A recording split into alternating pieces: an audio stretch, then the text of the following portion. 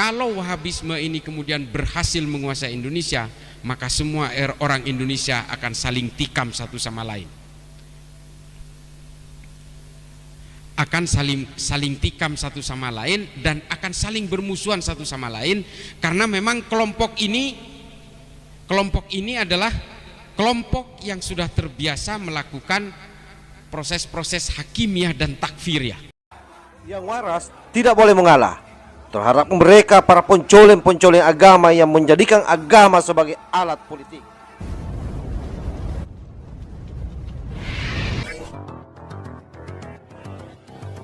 Menyikapi berbagai permasalahan bangsa hari ini, mengapa saya kemana-mana, saya sempat punya lelucon juga, kemana-mana saya selalu berusaha untuk melawan gerakan salafisme wahabisme, tapi ternyata kandang saya di Madura kebobolan sendiri. Jadi salah satu pesantren kakek saya itu Abah Kiai Nawawi itu ternyata sekarang menjadi motor gerakan salafisme wahabisme di Madura, dan ini bahaya. Saya sedikit bercerita, kemarin saya sowan ke salah satu cicit dari Mbah Syekhuna Khalil, namanya Mbah Yai Zubair Muntasor di Bangkalan, baru minggu ini juga. Beliau berkata, "Nak, kalau Wahabisme ini datang ke Madura, maka Madura itu pasti akan tenggelam dan akan menjadi biang rusuh." Ya, saya dalam hati, nggak ada Wahabi aja orang Madura ini selalu bikin rusuh kalau berkenalan dengan soal-soal politik. Karena sekarang yang paling membelah-belah orang NU di Madura itu adalah persoalan orientasi politik. Makanya Mbah Yai Ma'ruf Amin pernah juga dipersekusi. Rumahnya Pak Mahfud juga pernah dipersekusi. Ini padahal semuanya orang NU.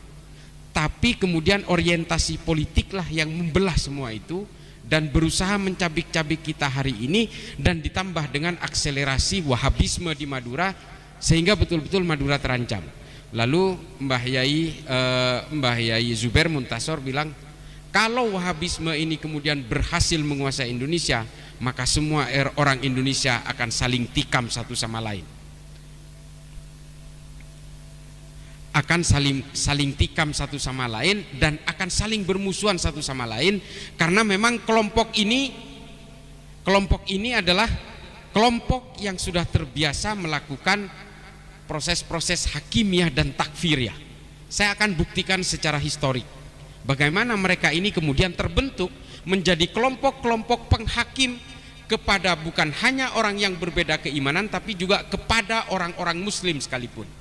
Sesama muslim pun akan mereka kafirkan kalau mereka berbeda dengan dirinya. Akar-akar pemikiran ini memang berawal dari pemikiran-pemikiran awal yang menurut Syekh Ahmad bin Hanbal, pemikiran-pemikiran yang berusaha memisahkan orang karena perbedaan orientasi politik ini adalah berdasarkan pemikiran-pemikiran yang dibuat pada saat itu, yang disebut oleh Syekh Imam Ahmad bin Hanbal disebut sebagai bid'ah. Karena Nabi tidak melakukan konsep yang disebut dengan al-wala wal bara. Saya bertanggung jawab terhadap pemikiran ini, bahwa pemikiran inilah yang membuat seluruh umat Islam hari ini saling bermusuhan satu sama lain. Ini awalnya. Saya diserang gara-gara ini. Pemikiran-pemikiran Ibnu Taimiyah dalam kitabnya Majmu' al-Fatawa ini kemudian menjadi petaka setelah diakselerasi oleh Muhammad bin Abdul Wahab untuk kebutuhan-kebutuhan politik, supaya Ibnu Saud berkuasa di Arab Saudi. Ini nggak bisa dipungkiri. Sejarah, ini sejarah. Dan semua kitab sejarah menulis ini, termasuk kitab-kitab sejarah, buku-buku sejarah yang menulis pergerakan politik Islam pada abad ke-19 hingga abad modern hari ini. Tidak bisa dipungkiri. Ajaran-ajaran Wahabisme ini digelorakan oleh Muhammad bin Abdul Wahab untuk menyokong gerakan-gerakan politik Ibnu Saud, untuk memerdekakan Arab Saudi dari cengkraman kekuasaan Kekaisaran Ottoman. Ini yang harus diakui. Mengapa kemudian kelompok Wahabi ini sangat memusuhi kelompok Habaib misalnya? Dzurriyyah kenabian ditolak oleh orang Wahabi karena apa? Karena musuh Ibnu Saud ini adalah seorang Habaib dari kota Ha'il di Mekah. Ini yang kemudian digelorakan ajaran-ajaran ini seolah-olah ini adalah ajaran agama, padahal ini adalah kebutuhan-kebutuhan politik dari keluarga Ibnu Saud. Ini yang terjadi. Makanya mereka itu anti sekali dan mengharamkan kita menghormati para dzurriyyah Kanjeng Nabi, karena pesaing politiknya yang bernama Ibnu Rasyidin dari kota Ha'il itu adalah habaib yang kemudian mereka persekusi dan hingga akhirnya terusir hingga ke Yordania hari ini. Ini yang harus kita pahami. Ajaran-ajaran Wahabi ini semuanya berdasarkan kebutuhan-kebutuhan politik keluarga Ibnu Saud di Arab Saudi. Mengapa mereka mengharamkan demonstrasi dan unjuk rasa? Karena kerajaan Ibnu Saud sangat takut kepada gerakan-gerakan rakyat. Kenapa mereka mengharamkan musik? Karena dari musiklah kemudian kebangkitan-kebangkitan rakyat untuk melakukan perlawanan kepada keluarga kerajaan ini sangat besar potensinya. Dan mengapa mereka mengharamkan budaya-budaya lokal? Karena perkumpulan-perkumpulan budaya inilah yang akan menjadikan gerakan-gerakan perlawanan terhadap kekuatan politik keluarga Ibnu Saud dalam kerajaan Saudi. Ini yang harus dipahami oleh kita. Gerakan-gerakan maulid adalah perkumpulan-perkumpulan jamaah untuk memuliakan Nabi pun juga dilarang. Karena apa? Karena dari perkumpulan-perkumpulan jamaah inilah ditakutkan oleh mereka akan menimbulkan menjadi gerakan-gerakan perlawanan terhadap kerajaan. Ini harus kita pahami. Dan kemudian mereka juga merusak semua situs-situs kenabian. Karena apa? Karena mereka ingin mematahkan penghasilan Kekaisaran Ottoman dari orang-orang yang mau umroh dan haji. Bapak Ibu sekalian, ini saya langsung ngegas nih. Saya langsung ngegas. Dulu kakek buyut kita kalau naik haji itu bayarnya kepada kekuasaan Kekaisaran Ottoman, Pak. Lalu kekuasaan Kekaisaran Ottoman nyewa kapal Belanda supaya mengangkut jemaah haji kita dari sini. Kakek saya masih mengalami itu. Kapal Belanda yang dipakai tapi yang bayar Kekaisaran Ottoman. Kita bayarnya itu lewat syekh-syekh di Mekah. Dulu saya ingat kakek saya bayar hajinya itu ke namanya Syekh Hasan Al-Indragiri. Sekarang sudah tidak ada, sudah jadi perluasan masjid. Tinggalnya di Gararah. Sekarang Gararah itu udah nggak ada. Masjid-masjid termasuk Sip Amir, dulu maktab saya itu di Gararah. Waktu saya naik haji tahun 97. Ini ada istri saya di belakang. Nah, ini sudah nggak ada. Sekarang jadi perluasan masjid. Nah, dari sinilah kemudian kita bisa pahami mengapa mereka merusak situs-situs Nabi, tempat Nabi dilahirkan, situs-situs Nabi ketika masa kecil. Ini semua dihancurkan supaya apa? Lobang-lobang tempat Kekaisaran Ottoman untuk mendatangkan jamaah ini supaya tertutup. Makanya mereka musnahkan, Pak. Untungnya makam Kanjeng Nabi di Madinah itu berhasil diselamatkan. Salah satu yang menyelamatkan itu adalah Syekh Nawawi Al-Bantani di Mekah. Ini yang harus kita apresiasi. Kalau tidak, makam Nabi pun akan mereka hancurkan. Tujuannya apa? Tujuannya politik, supaya jalur-jalur penghasilan Kekaisaran Ottoman dan jalur-jalur politik Kekaisaran Ottoman untuk menopang ekonomi Kekaisaran Ottoman ini supaya habis di Mekah. Dan supaya apa? Supaya mereka bisa menguasai kota Mekah. Ini sejarahnya saja. Kalau hari ini Saudi berubah, itu lain cerita. Tapi semua ajaran salafisme, wahabisme ini semua dibuat untuk menyokong konstruksi-konstruksi politik kerajaan Ibnu Saud di Arab Saudi. Lalu mereka melakukan perampasan-perampasan. Mereka menghalalkan ghanimah-ghanimah, termasuk merampok makamnya Sayyidina Ali di Najaf, di Madinah bagian timur. Di Arab Saudi bagian timur. Dia rampas semua harta-harta orang pengikut Sayyidina Ali yang kemudian kita kenal sebagai Syiah ini, dan momentum ini dikenal sebagai the sack of Karbala. Perampasan harta-harta di Karbala. Dirampas semua, diangkut untuk menjadi pembiayaan utama bagi kelompok-kelompok Ibnu Saud dalam menguasai Arab Saudi. Ini saya tidak membenci Ibnu Saud di sini, tapi saya hanya ingin membuktikan secara sejarah, secara historik, bahwa semua fatwa-fatwa dari ulama Saudi termasuk Abdullah bin Bas, Al-Utsaimin, Albani yang kemudian digelorakan oleh ustadz-ustadz Wahabi hari ini di Indonesia sebenarnya adalah gerakan-gerakan kebutuhan politik di Arab Saudi pada masa itu, sehingga kemudian Saudi menjadi Al-Mamlakah As-Saudiyah Al-Arabiyah seperti yang kita dengar hari ini. Dan mengapa mereka kemudian mengharamkan khilafah? Karena khilafah ini menjadi ancaman bagi kerajaan Saudi, Pak. Padahal kedua-duanya, kelompok pengusung khilafah dan kelompok Wahabi ini sama fahamnya, Wahabi semua. Ini harus kita pahami. Yang namanya yang namanya Ikhwanul Muslimin yang tumbuh di Mesir lewat Hasan al-Banna, ini amaliyah dan ubudiyahnya sama. Mereka adalah orang-orang Wahabi juga, tapi tujuannya berbeda. Yang satu ingin menegakkan al-mamlakah, kerajaan, yang satu Ikhwanul Muslimin ingin menegakkan khilafah. Sama semuanya. Hizbut Tahrir sama. Ini orang-orang Wahabi juga. Yang membedakan mereka, yang membedakan identifikasi perbedaan di antara mereka adalah tujuan politiknya. Kelompok Wahabi hanya ingin memapankan kekuasaan kerajaan Arab Saudi hari ini, sementara khilafah ingin menguasai Indonesia dan menjadikan khilafah sebagai sistem politik utama. Arus utama politiknya yang berbeda, ajarannya sama. Ini yang harus kita pahami. Lalu mengapa kalau memang kerajaan ini sebenarnya hanya ingin memperkuat kekuasaan politik Saudi, ideologinya harus kemudian dialirkan ke negara-negara Islam seperti Indonesia? Karena Saudi bagaimanapun, kerajaan Saudi bagaimanapun, kekuasaan politik kerajaan Saudi bagaimanapun, hidupnya dari negara-negara Islam, Pak. Karena mereka adalah pengelola dua kota suci. Kalau semua orang umat Islam di seluruh dunia sepakat misalnya bahwa pemerintahan kerajaan Arab Saudi harus diruntuhkan atas penguasaan dua kota suci Al-Haramain ini, selesai semua. Itulah mengapa Arab Saudi pada tahun 70 awal ketika dia punya uang lewat minyak, lewat oil booming itu, dia menggelontorkan uangnya untuk gerakan eksportasi Wahabisme internasional. Saya tantang orang Wahabi untuk membantah saya di sini. Lalu semua uang itu mengalir bersama gerakan Wahabisme ke seluruh dunia. Tapi kemudian ujungnya bercabang dua. Yang satu terpecah dalam gerakan khilafah, yang satu menjadi gerakan Wahabisme internasional. Banyak, Pak, para politisi di sini yang sudah terpapar ini dari sejak tahun 70-an awal. Jangan bantah ini. Semua ormas banyak yang terlibat dalam gerakan ini, yang kemudian digelontorkan bersama uangnya lewat yayasan-yayasan seperti Al-Haramain. Ada sekolah Lipia di sini yang dibentuk oleh pemerintah Arab Saudi, dan ini yang menjadi epicentrum regenerasi Wahabisme di Indonesia.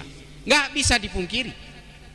Meskipun tidak semua keluaran Lipia ini menjadi Wahabi, tidak semua, tapi hampir semuanya menjadi ideolog teroris di Indonesia hari ini. Ini yang harus kita paham. Semuanya menjadi ideologi basis-basis kekerasan atas nama Islam di sini. Saya sebutkan satu. Aman Abdurrahman, ketua Jamaah Ansarud Daulah yang hari ini tervonis mati ada di Nusa Kambangan, lulusan Lipia. Banyak sekali. Bahrun Naim, banyak sekali. Habib Rizik Syihab, lulusan Lipia semua. Kalaupun dia tidak menjadi Wahabi, setidaknya dia menjadi frontal dan militansinya berlebih. Saya tidak ingin mempersekusi Habib Rizik sebagai dzurriyyah Nabi, tapi karena dia menggelorakan kekerasan dan mencaci maki orang lain, termasuk mencaci maki ulama-ulama NU, maka saya harus tolak. Sama seperti Densus yang menangkap hari ini. Sejak tahun 2000 Densus 88 menangkap 2000 orang teroris. Mengapa Densus menangkap ini? Banyak yang dituduh Densus ini hanya nangkap orang Islam. Kalau nangkap orang Islam jumlahnya ratusan juta, Pak, yang ditangkap. Tapi Densus menangkap orang ini bukan karena mereka Islam, tapi karena mereka masuk dalam jaringan terorisme. Kalau orang Islam yang seperti kita, yang biasa-biasa saja, yang moderat ini, nggak mungkin ditangkap, santai aja. Merokok,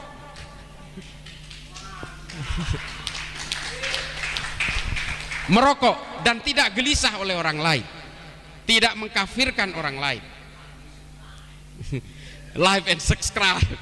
Tapi ini kemudian yang digelorakan oleh mereka, dan hingga akhirnya apa? Kita semua terjebak dalam hakimiyah takfiriyah. Harus kita pahami, Pak, kalau ingin merobohkan Indonesia, maka harus merobohkan NU. Orang-orang NU hari ini oleh kelompok Wahabi Salafi ini Semuanya menggunakan teknik makan bubur, Pak. Dimakan dari pinggir baru di tengahnya. Dan hari ini orang-orang Nahdien kultural di berbagai kampung-kampung di desa-desa itulah yang dimakan oleh mereka. Di Madura, Pak, saya bayangin juga, kita bayangkan Madura itu kalau ditanya agamanya NO, Nahdlatul Ulama. Ini orang Madura, saking fanatiknya dan saking takzimnya kepada para ulama. Hari ini sudah masuk mereka. Dan salah satu yang menjadi penyuaranya adalah kakek saya. Saya miris sekali. Dan orang di kampung saya sudah dijahiliahkan semua. Konsep mereka itu memang adalah berusaha menjahiliahkan orang yang tidak sama dengan mereka, karena mereka merasa ajaran agamanya adalah yang paling otentik dengan ajaran Nabi. Ini klaim mereka. Nabi tidak pernah mengkafir-kafirkan, apalagi menjahiliahkan orang, sesama muslim terutama. Makanya konsep al-wala wal bara ini berusaha membangun monoloyalitas kepada orang yang sama dan membangun permusuhan dengan orang yang berbeda, kemudian diakselerasi oleh Muhammad bin Abdul Wahab di Najd, yang kemudian menjadi glorifikasi pemisahan-pemisahan orang yang berbeda orientasi politik. Hari ini sesama NU pun bisa saling bantai, Pak, hanya karena perbedaan politik 01, 02. Kita tidak bisa mungkiri itu. Coba bayangin hari ini orang NU saling berperang, terutama di Madura, hanya karena perbedaan orientasi politik. Ini racun. Mereka sama-sama tahlilan, mereka sama-sama maulidan, mereka juga sama-sama melakukan haul, tapi ketika dihadapkan kepada perbedaan orientasi politik, mereka bisa saling bunuh satu sama lain. Dan kita semua sudah masuk dalam jebakan konsep-konsep al-wala wal bara itu. Ini bahaya sekali. Ini bukan ajaran NU yang begini. Kalau Nabi melakukan teknik-teknik metodologi al-wala wal bara, Pak, makanya oleh Imam Ahmad Ibnu Hambal itu dikatakan ini bid'ah, karena Nabi ketika hijrah ke Madinah langsung membuat piagam Madinah. Karena Nabi ingin mengakui harkat dan martabat semua manusia tanpa melihat latar belakangnya. Ketika Nabi belum masuk ke Madinah, suku Aus dan Khazraj udah saling bantai satu sama lain. Dua suku, Pak, sama-sama dari Yaman, di Yasrib. Orang Yahudi dan orang Kristen saling bunuh sebelum Nabi masuk. Lalu Nabi masuk hijrah ke Madinah, membuat satu kesepakatan bersama 49 pasal yang mengatur kesamaan hak dan kewajiban di Madinah. Kalau Nabi menggunakan metodologi al-wala wal bara, Nabi tidak akan menggunakan piagam Madinah ini sebagai alat pemersatu bangsa. Ini yang harus kita pahami. Nabi tidak mungkin merumuskan piagam Madinah supaya orang Madinah tidak berperang satu sama lain. Lalu kemudian ditunjuk suku Aus dan Khazraj ini yang sebelumnya dipimpin oleh Sa'ad ibnu Mu'ad. Kemudian setelah Sa'ad ibnu Mu'ad meninggal, ditunjuklah Sa'ad bin Ubadah sebagai pemimpin dari penyatuan antara suku Aus dan Khazraj, yang kemudian menjadi pemimpin kaum Ansor di Madinah. Ini yang harus, sejarah-sejarah seperti ini yang mungkin mudah-mudahan sih udah para kiai, para santri sudah baca ini. Di Tarikh At-Tabari Al-Umam wal Muluk jelas semua runutannya, bahwa Nabi itu bukan penganut al-wala wal bara.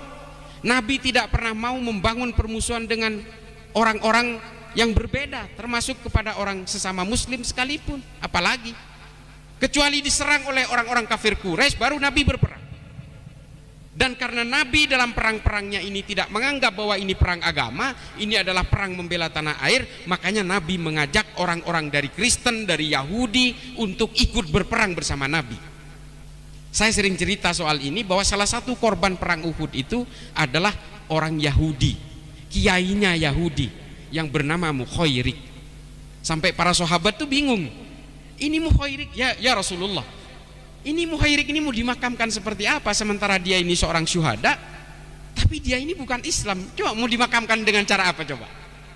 Dia melindungi Nabi dari panah-panah beracun, lalu semua anak panah itu menancap di badannya sehingga Nabi selamat. Ini kan, waduh, ini syuhada kelas berat ini. Bener kalau di Indonesia udah jadi sunan ini, tapi Yahudi. Sehingga akhirnya apa? Nabi menjawab, dikatakan oleh Nabi, serahkan Mukhairik ini kepada keluarganya, biarlah keluarganya memakamkan sesuai dengan keyakinannya. Urusan sorga dan neraka biarlah Allah yang menentukan. Ini juga menjadi premis saya yang dikatakan oleh Felix Xiao yang mengatakan bahwa membela tanah air tidak ada dalilnya dalam agama. Ini dalilnya. Kalau Nabi itu menganggap semua perang, termasuk perang Taif, perang Khaybar dan sebagainya, ini adalah perang agama, Nabi tidak akan mewajibkan kepada orang Yahudi dan orang Nasrani untuk ikut serta. Ini perang membela tanah air. Karena apa? Kalau Madinah tumbang pada saat itu, sejarah Islam akan berkata lain. Maka kemudian inilah dalilnya bahwa membela tanah air itu adalah bagian dari iman. Karena apa? Membela negara juga bagian dari membela agama. Inilah yang dikatakan oleh Syekhona Khalil bin Abdul Latif dalam beberapa turosnya, bahwa hubbul waton minal iman, dan kemudian diakselerasi oleh Mbah Hasyim Asy'ari bahwa membela negara itu adalah bagian dari iman. Ini semua runutan-runutan kronologis pembelaan tanah air itu dari sini.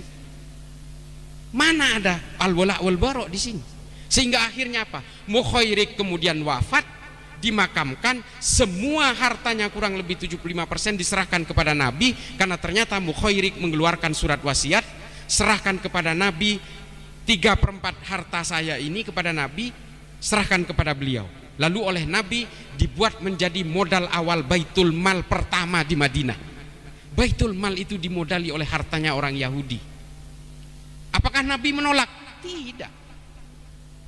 Nabi menerima hartanya dia sebagai modal awal Baitul Mal untuk menyantuni janda-janda perang dan anak-anak yatim korban perang. Ini silahkan cari di kitab-kitab tarikh. Ini semua menulis kok soal ini. Ibnu Athir, Ibnu Katsir, Imam Suyuti, Ibnu Mas'udi, Tarikh At-Tabari, semua menulis. Kita hanya tinggal mengeksplor saja. Cuma kadang-kadang ya kita kan agak malas juga baca kitab sejarah itu, karena volumenya betul-betul tebal-tebal. Karena dulu kitab-kitab sejarah ini kalau mau beli itu ditimbang, semakin berat semakin mahal, karena memang tebal-tebal sekali. Nah, dari sinilah kemudian kita berpikir bahwa mengapa saya membawa ke arah ini. Hari ini orang-orang Salafi Wahabi selalu mengaku sebagai ajaran yang paling otentik dengan Nabi. Kalau memang paling otentik dengan Nabi, seharusnya mereka tidak suka menghakimi orang lain, tidak sibuk menghitung dosa orang lain, apalagi mengkafir-kafirkan orang lain. Karena Nabi sangat moderat pada zamannya. Tolong dicatat, Nabi ini adalah sosok yang paling moderat pada zamannya, pada abad ke-7 Masehi. Sangat moderat. Nabi sangat menghargai. Banyak kisah-kisah dari Nabi menyantuni pengemis, orang Yahudi yang selalu memaki-maki beliau di pasar Madinah. Kacang digerus, disuapkan oleh Nabi. Pengemis buta, orang Yahudi, selalu memaki Nabi, tapi sama Nabi setiap pagi disuapi. Coba, apakah keimanan ini menjadi penghalang bagi Nabi untuk melakukan aksi-aksi kemanusiaan? Tidak. Selain dia bukan orang Islam, memaki-maki pula, masih disantuni oleh Nabi dengan menyuapi dengan makanan setiap pagi. Ini loh Nabi kita ini. Sebegitu kuatnya melakukan aksi-aksi kemanusiaan, sebegitu kuatnya menyuarakan kedamaian, dan sangat moderat pada zamannya. Orang-orang suku Aus dan Khazraj itu heran, kok bisa loh Kanjeng Nabi ini, sosok yang pada saat itu bisa menenteramkan Madinah yang sebelumnya terjadi perang hampir setiap hari. Suku Aus dan Khazraj ini perangnya nggak berhenti-berhenti, termasuk suku-suku Quraisyah, terus suku-suku Bani Qainuqa. Ini orang-orang Yahudi semua ini bertempur sesama orang Yahudi, hanya berebut untuk menarik pajak dari masyarakat.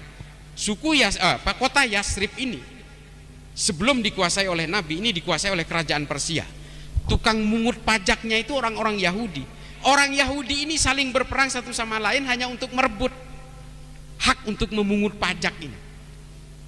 Mereka berperang satu sama lain. Suku Aus dan Khazraj ini orang dari Yaman yang membawa permusuhan dari Yaman ke kota Yasrib. Tapi ketika Nabi hijrah, berhasil menentramkan semuanya. Yang Kristen, yang Yahudi, yang suku-suku, berhasil tentram semuanya dan menjadi bersatu padu. Suku pendatang itu masuk ke kaum Muhajirin, dan suku pribumi masuk ke dalam kaum Ansor. Pemimpinnya namanya Sa'ad bin Ubadah. Setelah Nabi wafat, persoalan muncul lagi. Jadi kalau ingin membuktikan bahwa Nabi itu moderat pada zamannya, inilah Nabi. Mengapa kemudian Nabi setelah wafat, orang-orang Madinah berantem lagi? Jangankan suku Aus dan Hazrat, kaum Muhajirin dan kaum Ansor pun mau berperang. Karena apa? Karena politik, Pak. Begitu, Kiai. Mohon izin kalau ada yang salah tolong dikoreksi, Kiai. Ini kan sok pinter aja. Kaum Muhajirin dan kaum Ansor saling berhadapan, sudah mau saling tebas. Sa'ad bin Ubadah dan Sayyidina Umar sudah mau saling tebas dengan pedang. Gara-gara apa? Politik. Setelah Nabi wafat, jenazahnya belum dimakamkan, mereka sudah mau berperang. Lalu kemudian gerakan-gerakan anti moderasi ini mulai muncul di situ. Karena apa? Diracuni oleh ambisi-ambisi politik.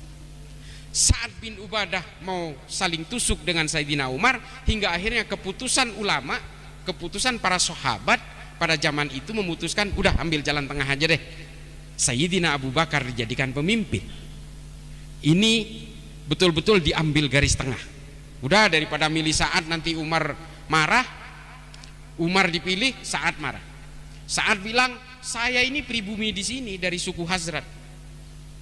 Kata Sayyidina Umar, nggak bisa, saya dari suku Quraisy sama dengan Nabi, saya berhak juga jadi pemimpin. Akhirnya diambil jalan tengah, Sayyidina Abu Bakar. Tapi apakah itu selesai? Tidak. Sa'ad bin Ubadah kemudian pergi dari Madinah karena tidak mau mengakui kepemimpinan Sayyidina Abu Bakar. Dia pindah ke Suriah. Di Suriah 3 tahun kemudian dibunuh oleh 2 panah beracun. Dalam kitab sejarah lain disebut satu menancap di dahinya, satu di dadanya. Dalam Tarikh At-Tabari Al-Umam Wal-Muluk disebut menancap dua-duanya di dada ketika sedang buang air kecil. Karena buang air kecilnya itu berdiri, belum duduk, lalu muncul fitnah di situ bahwa Sa'ad bin Ubadah dibunuh oleh jin karena posisi berdiri. Karena di dalam etik dan moral Islam, berdiri itu tidak boleh. Pada saat itu punya keyakinan seperti itu, sehingga dikatakan ini dibunuh oleh jin, padahal tidak. Dibunuh oleh kekuatan-kekuatan politik di Madinah yang tidak terima Sa'ad bin Ubadah selalu mempengaruhi orang-orang Ansor untuk melawan kepada Sayyidina Abu Bakar, sehingga akhirnya dibunuh di bawah satu konspirasi besar. Ini Ibnu Mas'udi yang nulis. Ibnu Mas'udi ini ahli sejarah pada abad ke-15, sehingga dia lebih renik menulis tentang orientasi kajian-kajian politiknya. Nah, lalu kemudian terus proses pengkafiran ini terjadi, termasuk dalam pembunuhan Sayyidina Utsman oleh sesama orang Islam. Pembunuhan Sayyidina Ali juga terjadi karena pengkafiran satu sama lain oleh sesama orang Islam. Perang Nahrawan, perang Hurrah, perang Zab, perang Jamal, perang Siffin, ini perang sesama orang Islam ini. Dan ini dilakukan oleh Muhammad bin Abdul Wahab untuk memerangi Ibnu Rashidin dari Ha'il. Ada 8 kali perang di antara sesama orang Islam di Arab Saudi hanya untuk kemerdekaan Saudi, untuk supaya Ibnu Saud menjadi pemimpin, yang menewaskan 12.000 muslim di Mekah dan Madinah. Coba bayangin, jurus-jurus saling mengkafirkan satu sama lain, jurus-jurus, Kiai, mohon maaf ya, terima kasih. Jurus-jurus saling mengkafirkan satu sama lain, menghakimi satu sama lain, ini adalah jurus-jurus politik supaya terjadi perpecahan di antara umat Islam.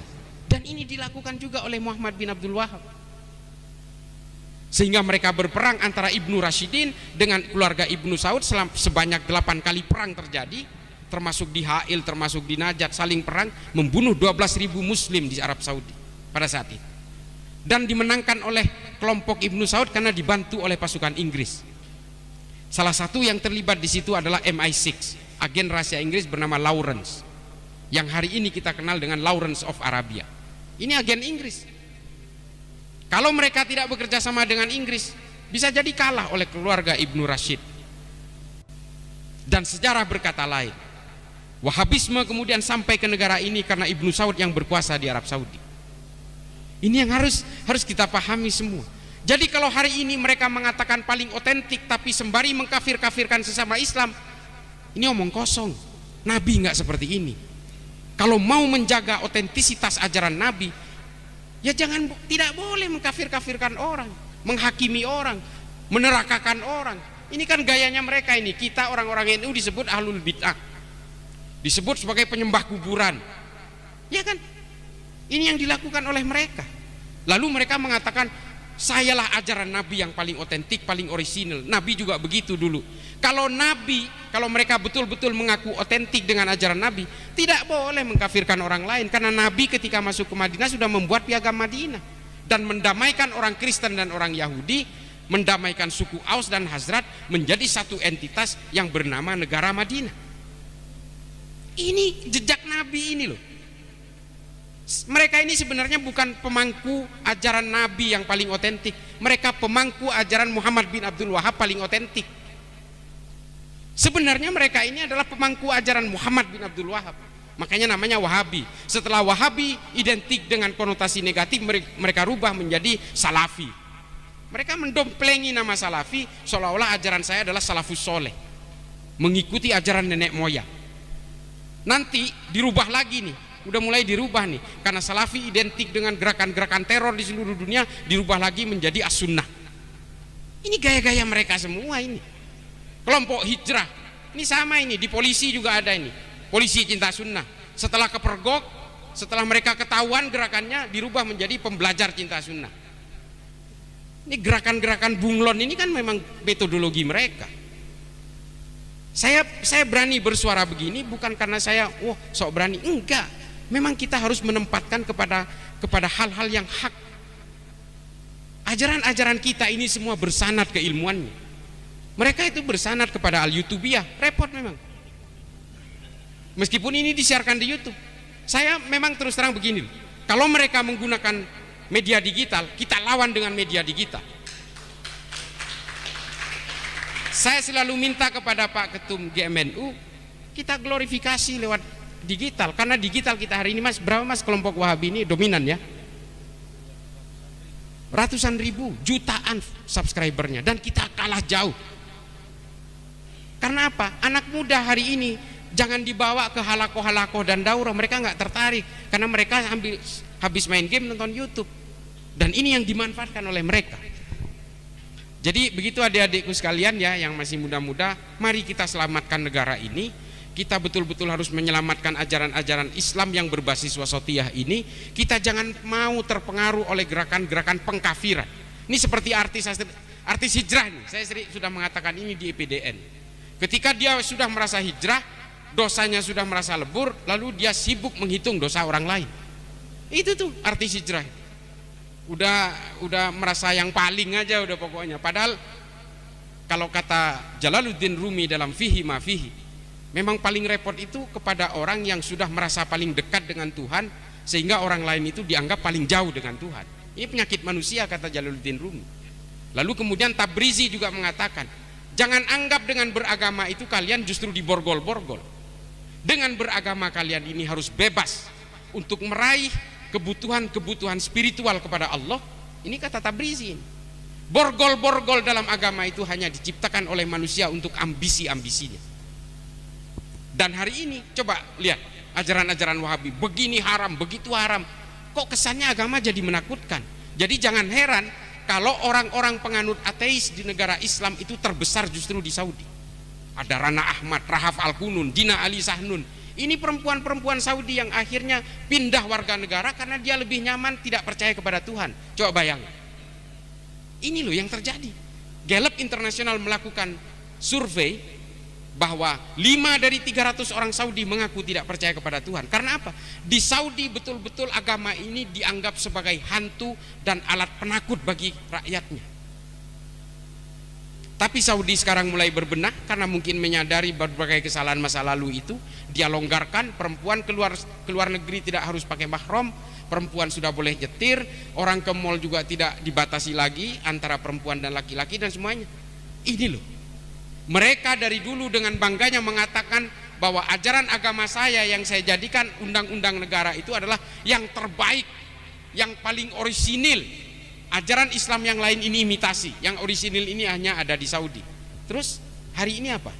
Arab Saudi mulai melonggarkan semua ajaran-ajaran agama yang dijadikan sebagai undang-undang negara. Ulama semua yang menolak dipenggal, dihukum, didakwa, dipenjara. imam Masjidil Haram pun dihukum 10 tahun. Pada akhirnya apa? Dia menyerah kepada kebutuhan-kebutuhan politik. Sejak awal pemerintahan Arab Saudi ini memang dibentuk untuk kepentingan-kepentingan politik, menunggangi ajaran-ajaran agama. Ajaran Wahabisme yang sekarang ini digelorakan di Indonesia ini sebenarnya memang berawal dari konstruksi politik kerajaan untuk membangun kekuatan supaya kekuasaan Ibnu Saud tidak ambruk. Lalu kemudian diakselerasi oleh ulama-ulama Ahlus Sunnah wal Jamaah, dipersekusi dan dikunci di dalam rumahnya. Al-Maliki dan sebagainya semua tidak boleh memberikan halakoh-halakoh dan daurah. Hanya ulama Wahabi yang boleh. Ini kenapa? Karena kerajaan Arab Saudi takut sekali dengan gerakan-gerakan rakyat. Makanya semua diharamkan. Dan ini dibawa ke Indonesia sehingga apa? Mereka berbenturan dengan orang-orang NU yang tidak paham tentang gerakan mereka ini, akhirnya betul-betul mengakui, oh ini betul-betul paling orisinil ini. Tidak, kalau orisinil ajaran Nabi tidak akan mengkafir-kafirkan orang lain. Nabi hanya mengkafirkan orang yang ingin memerangi Islam. Bahkan orang-orang yang berbeda keimanan pun oleh Nabi betul-betul diajak, a companion. Kalau di dalam kitab-kitab sejarah barat justru diajak untuk bersyarikah, diajak untuk membentuk satu kesatuan yang bernama Madinah lewat piagam Madinah itu. Saya kira begitu, mudah-mudahan ini bermanfaat.